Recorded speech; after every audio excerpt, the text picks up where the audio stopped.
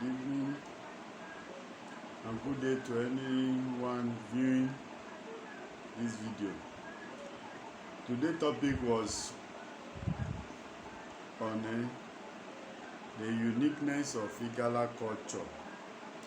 Èyí ni a kọ́ la Igbo Igala culture.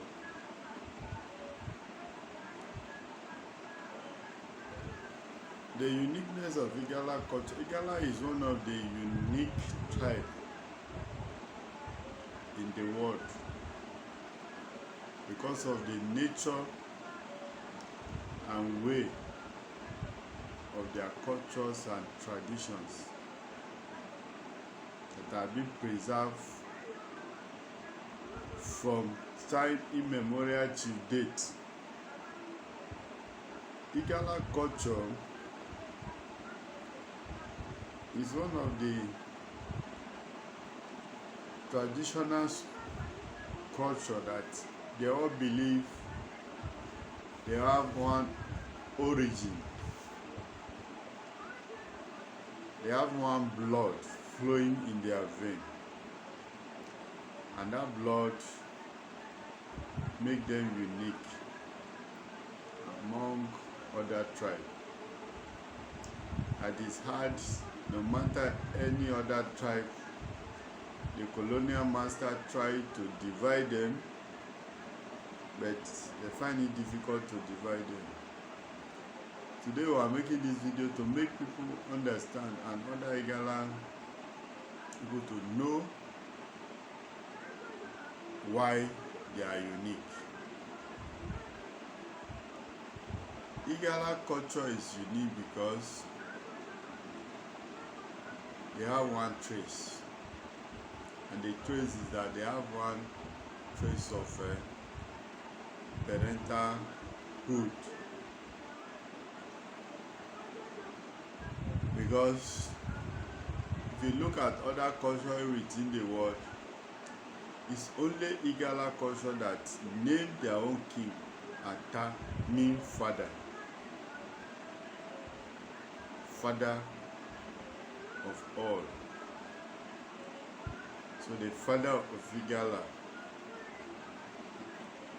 and it remained till date. Now, why Igala is unique is that before the colonial masters, there was a system of government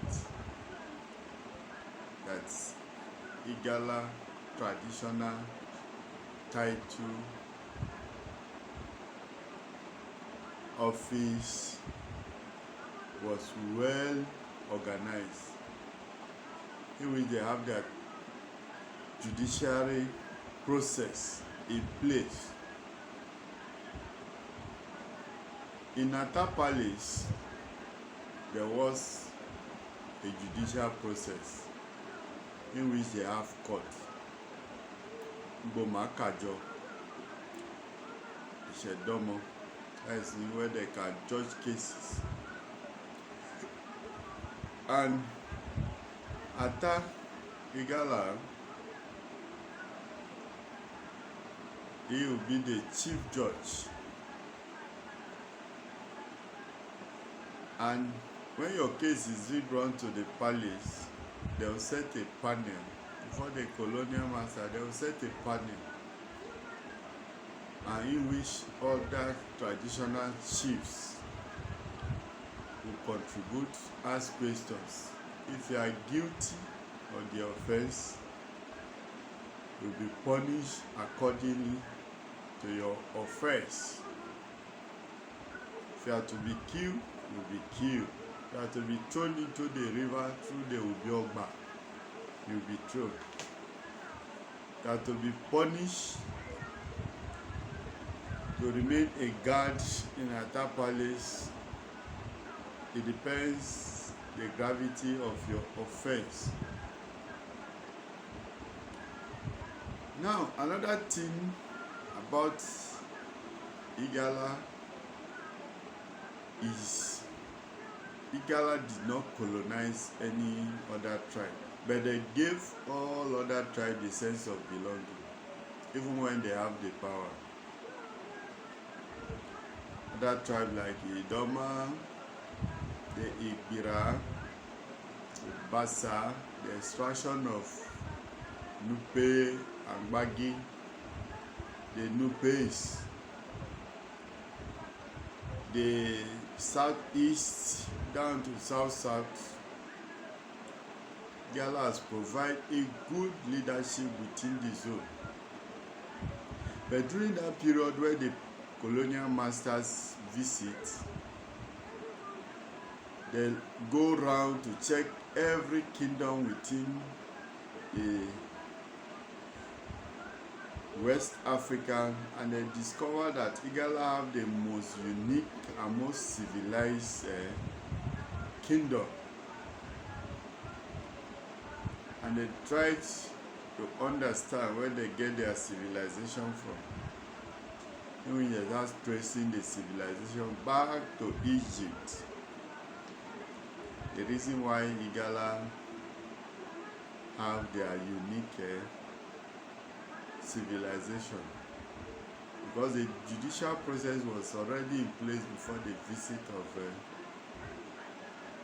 the colonial masters. Now, Igala have this uniqueness among them, in which wherever they are, they believe in their ancestral home. They are not ready to claim any other person's land, and they also go back to their various community in Igala land. So another unique aspect of Igala was the system of government. The system of traditional government, because after the colonial master look round among all the tribes in Nigeria to find out the kind of system of government they can be able to adopt, they first try the Hausas, because of their emirates, to have prime ministers to govern. But they later discovered that could not work, and they have to fall back to the Igala cultural cultural system of government. That cultural system of government was, Igala remained the president, in which he have his different subordinates, and act as a ministers in his government. Those appointed chiefs of different traditions are theirs to take in charge, which they have their own traditional stools, and they have other appointments like Olimene, Ata, Amana, Abo, Ata, Eju, Ata. All those things are there, from coronations to hunting festivals to masquerades, and down to the time of burials of Fata. All others chiefs are there to perform their various duty. People who owns the Okute within the palace, they are there to carry out their own various activities within the department. When you step down to look at the federal government, you discover that Ata is already operating at the federal government in Igala Kingdom. Let's bow down to the state government. There are ONU, Ojibo, Ga to handle the all other areas of Igala settlements in a unique settlement in other part of Igala land, in which you take it from Ibaji,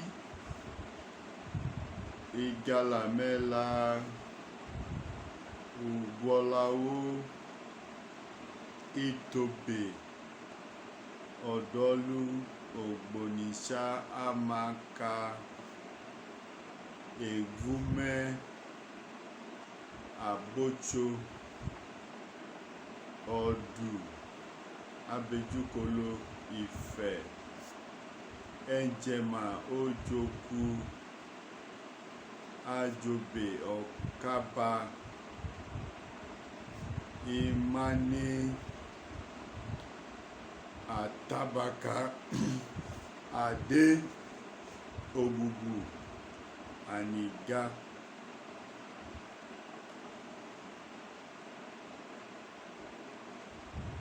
All those places have their own systems of government,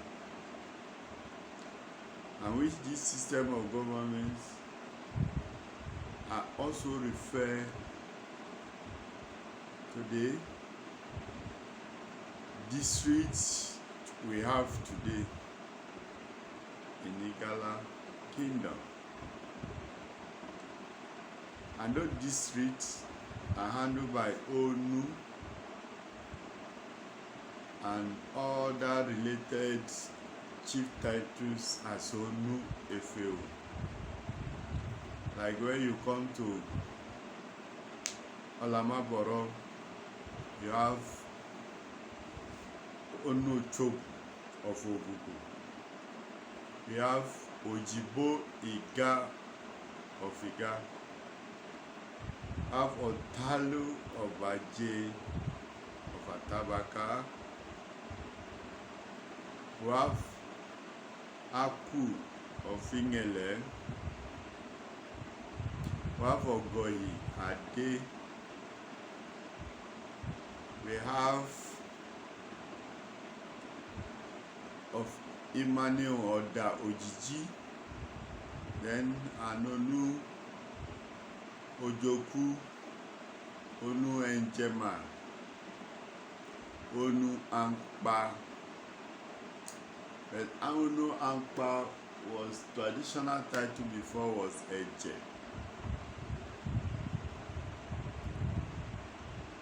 Now all these things have their own various sub-chiefs, which are regarded as a cabinet of traditional rulers that serve the government in a sub-traditional settlement of Igala land. So these are the unique aspect of Igala Kingdom. Then you now move to sub-chief again, which are Gango areas that are subjected to ONU FAO. So these Gango areas are regarded as the local government, which Igala traditional councils are operating. Subsequently, there was an also improvement in which ONU FAO was now enclaved into the body of Eje of each local government, and all the ONU of the various settlement will now come under Eje. So the Eje now will now become the traditional rulers that will now govern this Onu, which it will become an appointment of the government and remain at the state level. Each of Eje also have his own cabinet that he work with. But all other Onus are traditional title holders who govern and speak on behalf of the Igala settlement, because we have the kingdom and chiefdom. Chiefdom are regarded under the kingdom as sub-settlement of a kingdom. So these are the area in which the government of today carve its government form and put into and modernize it to become the government of Nigeria today. Then we also have the ambassadors from various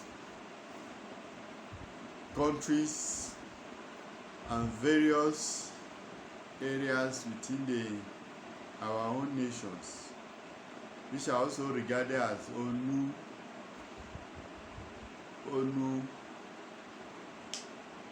Igala Lagos, Onu Igala Abuja, Onu Igala Minna, Onu Igala Niger State, Onu Igala Nasarawa, Kebbi.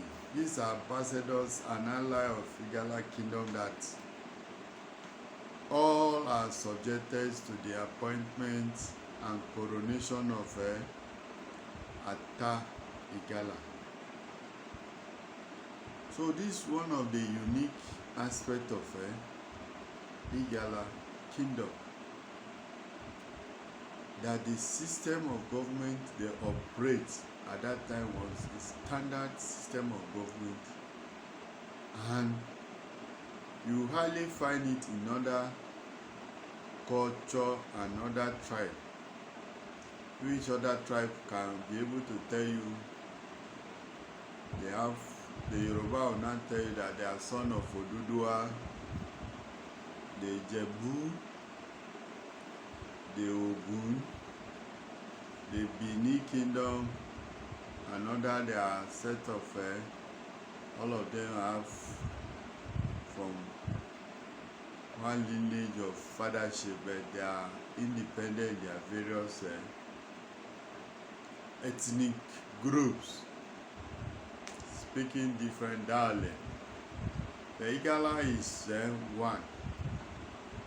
Anywhere Igala was found in the world, you trace his own ancestral home back to Ida. That is the uniqueness of Igala Kingdom. If you look at the Igbos, all they have there was autonomous community. They can easily agitate that they want to have their own autonomous community. So they don't have that uniqueness that Igala have. The same thing you find out in Igbira, have Igbira Toto, Igbira Kene. They don't always agree together. Igbira Toto was in Nasarawa, Igbira Kene was in Kogi. They have their various independence, living their several lives, but Igala still remain one. The same thing with Nupe. Nupe extraction, Basangel, you have Nupe, Mina, Emirates, Nupe, Bida Emirates. Then they have Nupe, Nasarawa, Abuja, and other Nupe. They have their several Nupe, but they never refer back to one kingdom. They have their various kingdoms in this zone, but Igala still have only one kingdom. The same thing Basa, Gbagi, Abuja, Gbagi, Niger, Gbagi, Kaduna, Gbagi, Jos. They have their several kingdom. But Igala never divide themselves from one zone because they are not interested. All they have one father. And their character everywhere you go is the same thing because of the royal blood. The character, number one, the royal pride. They can never shy away from facing the reality of life and tell you the truth of mind. Number two, defending the Igala culture anywhere they are. They like to identify themselves as Igala. Number three, they are hardworking, both male and female. They can never look down on themselves. Number four, they hate begging. So take their time to work for what they want to achieve. Even though they don't have one naira, they are not afraid of telling you the truth. Number five, they always confront you with the truth. So these are just unique aspects of Igala culture. In our next video, we'll also talk more on the dynamic of Igala culture. If you're interested in this video, you can send us your comments. You like our videos. Then any area you want us to talk about it, you can comment below. And also subscribe to my YouTube channel, Abela City, so that you get more of this video. Thank you and God bless you.